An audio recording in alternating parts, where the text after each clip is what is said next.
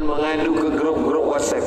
Karena semua manusia, kalau manusia itu ada 10, kita susah, yang 8 itu senang menengok kita susah, yang 2 lagi pura-pura susah menengok kita susah. Begitulah sifat manusia. Maka kalau kita tengok kesusahan di atas kesusahan, Nabi-Nabi, apa kata Allah kepada Nabi Muhammad SAW? Faqsusil qasasa, ceritakan kisah mereka, ceritakan riwayat mereka itu kepada manusia, supaya mereka merasa bahwa yang dia hadapi itu kecil, ringan, tak ada apa-apanya dibandingkan dengan yang diberikan kepada para nabi, para rasul alaihimussalam wa azkassalam. Kalau kita tengok Nabi Musa alaihissalam, Nabi Musa itu belum lagi lahir ke atas dunia, belum lagi menengok ibu bapanya, belum lagi bernafas di atas alam semesta, sudah ditimpa satu ujian yang luar biasa. Apa kata Allah menceritakan tentang perbuatan Fir'aun? Yudzabbihuna abna'akum wa yastahyuna nisa'akum. Yang lelaki semua budak-budak kecil yang lahir pada tahun ini, lahir ke atas dunia, sembelih. Sebab dia menengok dalam mimpinya, dia tengok ada budak kecil yang akan menarik mahkotanya. Lalu dia tanya kepada penasihat-penasihat. Waktu itu tukang-tukang sihir takwil mimpi. Coba kamu takwilkan mimpi saya ini.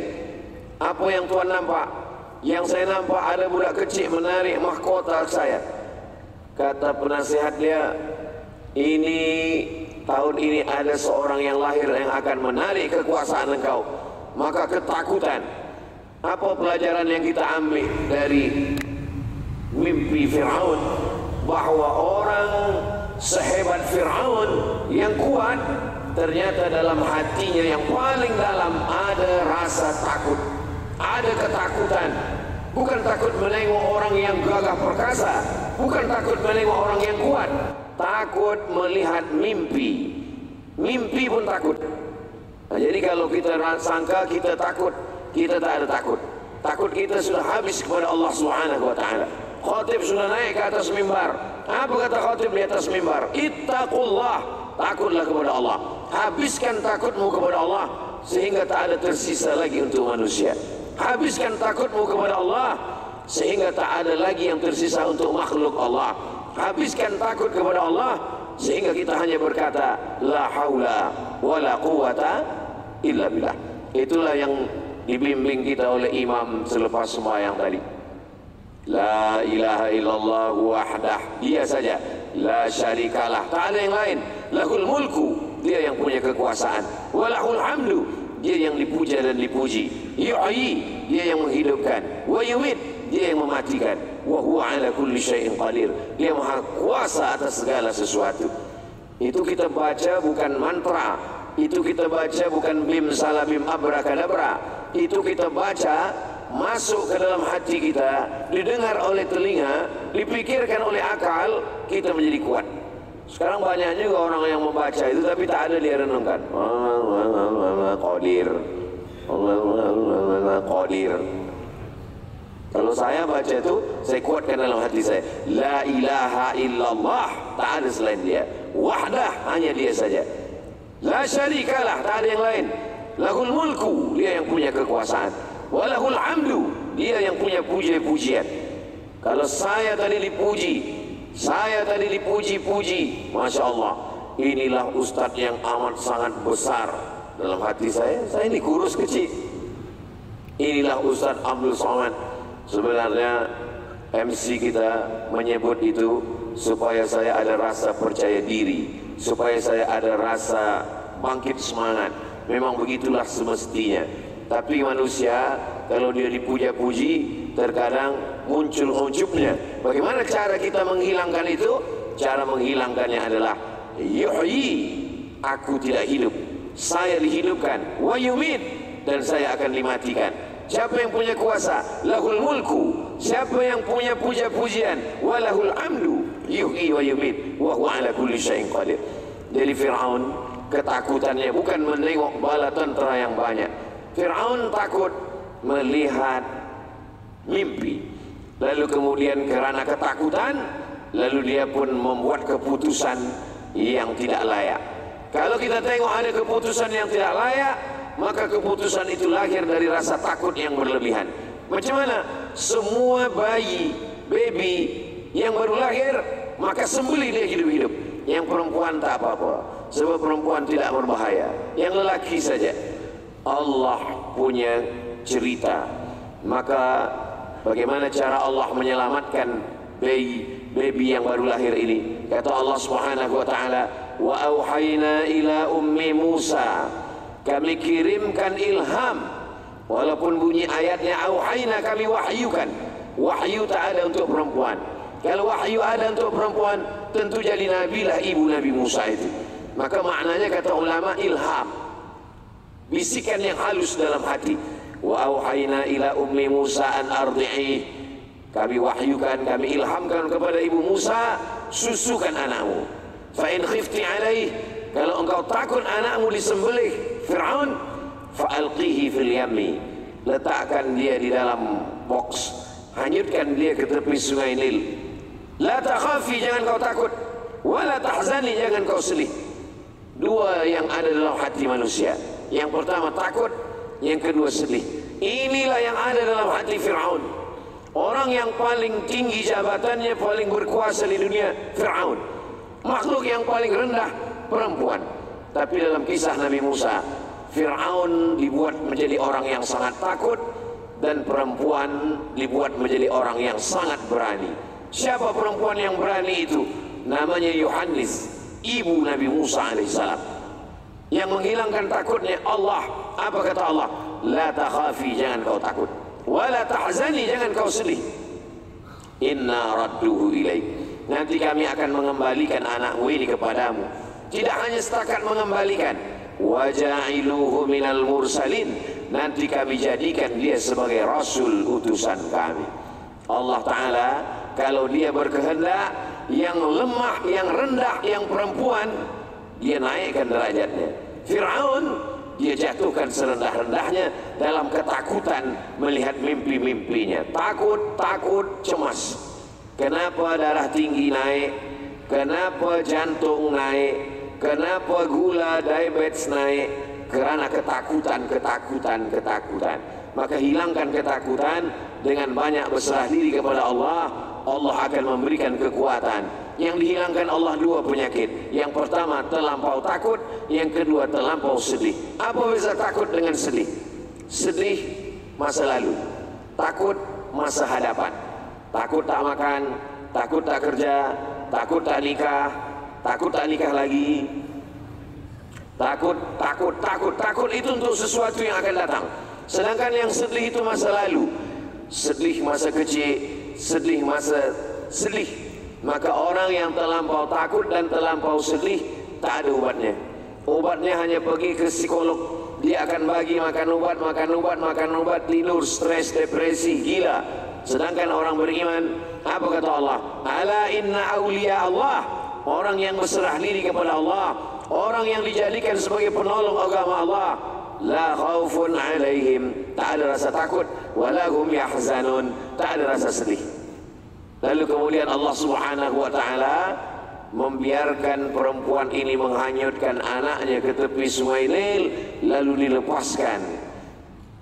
Cerita Allah dibiarkan berlanjut sesuai dengan kehendak Allah Subhanahu wa taala, bukan kehendak manusia. Selepas itu kemana bayi ini hanyut? Dia hanyut ke tempat seorang perempuan yang sedih menantikan seorang anak. Lama sudah menikah, tapi Allah tidak bagi dia anak. Rupanya dia hanyut ke tempat Asiyah, istri Fir'aun. Allah tidak bagi anak untuk Asiyah dari suami yang tak baik, sebab dia perempuan yang baik. Dia selalu berdoa kepada Allah.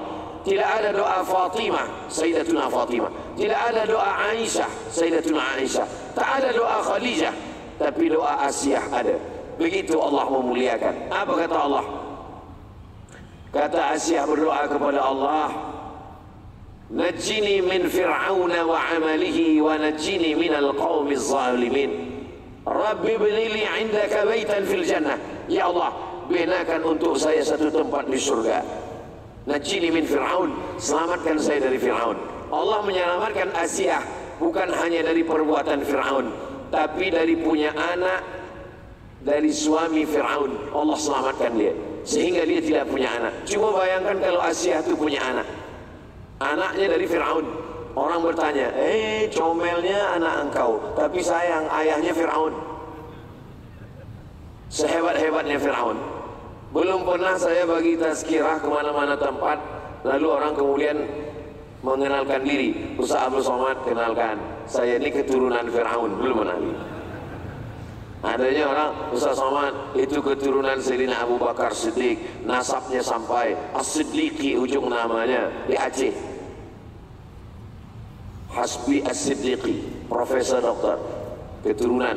Jadi banyak orang menyebut dia keturunan fulan, Al-Haddad, Al-Jifri, bin Syihab, bin Syekh Abu Bakar, Al-Idrus, keturunan zuriat Nabi Muhammad SAW. Ini Al-Hasani, ini Al-Husaini. Untuk apa ini? Innal Hasan wal Husain sayyida syababi ahli jannah. Sesungguhnya Al-Hasan dan Al-Husain pemimpin kedua, dua pemimpin pemuda penghuni surga. Mudah-mudahan pemuda-pemuda kita yang sembahyang subuh ini masuk surganya nanti dipimpin oleh Sayyidina Al-Hasan dan Sayyidina Al-Husain.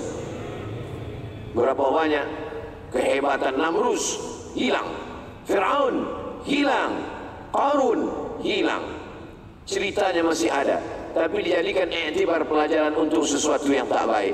Lalu kemudian Allah Subhanahu wa ta'ala menyelamatkannya.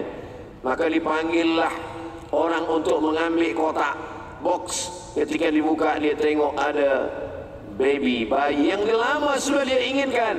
Dia ingin punya anak. Rupanya Allah kalau bagi rezeki tanpa mengandung anak, tidak perlu maaf muntah-muntah, tidak perlu mengandung 9 bulan, tidak perlu meregang nyawa, melahirkan menyakitkan.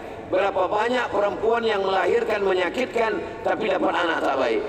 Tapi Asiyah, dia tidak mengandung, dia tidak melahirkan, dia tidak merasakan kesakitan, tapi dapat anak seorang nabi yang dipilihkan Allah Subhanahu wa ta'ala. Jangan berkecil hati kalau kita memasang pancing tak dapat ikan. Kita yang mengambil buluhnya, kita yang mengambil mata kail pancingnya, kita yang mencari umpan cacing dan kataknya, kita yang meletakkannya ke tepi sungai. Rupanya ikan tak dapat. Jangan bersedih. Kenapa? Mungkin Allah ingin bagi kita bukan ikan mantah, tapi ikan masak. Kita balik ke rumah bersedih, tak lama orang bagi ikan kita masak. Ikan yang paling mahal, ikan yang tak dibeli orang biasa, ikan yang dimasak di rumah orang-orang hebat. Manakala sudah masak, lalu kemudian kita sampai, semua orang yang tetamu hadir, tiba masa makan. Siapa yang disilakan dulu? Yang disilakan adalah Ustaz Abdul Somad. Ustaz Abdul Somad dia tak dibagi Allah ikan matah, ikan mantah dia tak bagi, tapi ikan masak yang sudah ada. Di mana-mana saya pergi, maka yang pertama kali makan disilakan, silakan Ustaz Somad makan. Bila ada racun di situ, saya mati duluan. Tapi insya Allah kita husnuzan, semua orang baik-baik, semua orang-orang soleh-soleh, semua ta'amus salihin dawa. Makanan orang-orang soleh itu menjadi ubat. Jadi saya selalu ditanya, apalah ubat yang Ustaz makan? Tak ada. Yang saya makan ta'amus salihin, makanan orang baik-baik itu adalah ubat. Jadi nanti kalau tuan puan bertamu ke rumah orang makan, agak banyak sikit kita makan, lalu orang tanya, kenapa engkau makan banyak? Ta'amus salihin dawa.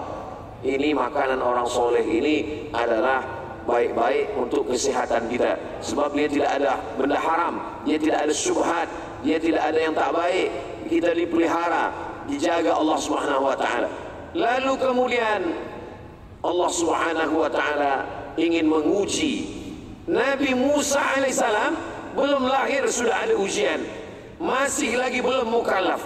Kita diuji selepas mukallaf, boleh membezakan ini baik, ini tak baik, ini elok, ini buruk, ini hitam, ini putih, ini lurus, ini bengkok. Tapi Nabi Musa alaihissalam belum lagi mukallaf sudah diuji. Fir'aun selalu berpikir, jangan-jangan inilah budak yang nampak dalam mimpi saya. Setiap kali dia menengok Musa, inilah budak yang ternampak dalam mimpi ini, kata dia. Lama-lama dia kata Asia, kalau memang engkau tak percaya, ujilah dia, tes dia, cuba dia. Maka diletakkanlah di situ bara api dengan roti. Iblis sudah menarik tangannya untuk mengambil roti. Bila dia ambil roti, maka Firaun akan berkata, inilah budaknya, kita mesti tangkap, bunuh dia. Tapi Allah selamatkan dia. Manakala dia ingin ambil roti, dia ambil bara api. Apa kata Asia? Firaun, tengoklah, ini budak kecil, dia tak tahu apa-apa. Betul kan? Api yang dia ambil, memanglah betul kau ni Firaun. Dia budak kecil, mana tahu apa-apa. Maka Firaun pun mengaku salah. Oh, kalau begitu betul aku salah. Budak kecil ni budak tak tahu apa-apa. Budak-budak yang akan mengambil mahkota engkau tu dah mati semua, dah kena sembelih sudah. Begitu cara Allah Subhanahu wa taala menyelamatkan. Bagaimana cara Allah menunaikan janjinya? Allah berjanji, kalau engkau hanyutkan anakmu ini, nanti aku akan pertemukan dia dengan engkau. Bagaimana cara Allah mempertemukan? Pagi, petang, siang, malam budak menangis. Makin dekat makin menjerit, tak tahu kemana dicari. Maka diadakanlah lumba, musabaqah. Semua ibu-ibu yang menyusukan anak, yang ada air susu, mohon maaf, maka dipanggil semuanya untuk menyusukan Musa. Siapa yang boleh membuat dia diam, maka dia akan menjadi ibu susu Musa. Susukan ibu ini menangis, susukan menangis, dia tak diam. Sampai akhirnya ibu kandung dia yang datang. Dan ibu kandungnya ikut beratu ingin menyusukan. Bila ibu kandungnya memegang, maka anak ini pun diam. Anak kecil yang baru lahir boleh membezakan mana ibu kandung dia, mana yang bukan ibu dia. Begitulah hebatnya. Ayahnya yang dah besar pula tak boleh membezakan mana bini dia, mana bini orang. Nauzubillah. Budak kecil tahu. Ada seorang perempuan, manakala dia nak mati, mohon maaf, jantung dia diambil oleh doktor. Jantung ini diambil, dipindahkan ke perempuan lain. Perempuan ini kulit putih, perempuan ini orang putih. Sebelum dia mati, jantung dia diambil, dipindahkan kepada perempuan kulit hitam. Bila dah meninggal dunia, maka datanglah perempuan ini menjenguk bayi yang kecil. Bila beliau pegang, budak ini diam. Dia tahu bahawa dalam badan perempuan yang kulit hitam tadi ada jantung emak dia. Jadi bayi tahu ada hubungan yang luar biasa. Kenapa budak-budak tahu? Itu memang kuasa Allah Subhanahu wa taala. Allah yang membagikan itu. Allah sudah mengenali dia. Ada fitrahnya. Ma min mauludin illa yuladu 'alal fitrah. Setiap anak yang lahir ini ada fitrah. Fitrah yang pertama, fitratul Islam. Fitrah yang kedua, dia mengenali mana ibunya. Kuasa Allah Subhanahu wa taala. Kenapa mungkin dia tak kenal? 9 bulan 10 hari. Bagian badannya, darahnya, jantungnya, nadinya, nafasnya itu diambil daripada ibunya. Itulah yang dirasakan oleh Nabi Musa alaihissalam. Jadi kalau kita rasa hidup kita ini berat, kenapalah hidup saya ini berat, Ustaz? Datanglah pemuda belia, hidup saya ini berat, Ustaz Abdul Somad. Macam mana beratnya? Saya dah kirim WhatsApp, saya call dia tak angkat, WhatsApp dia tak balas. Kalau ada orang macam ini dia anggap berat. Cerita Nabi Musa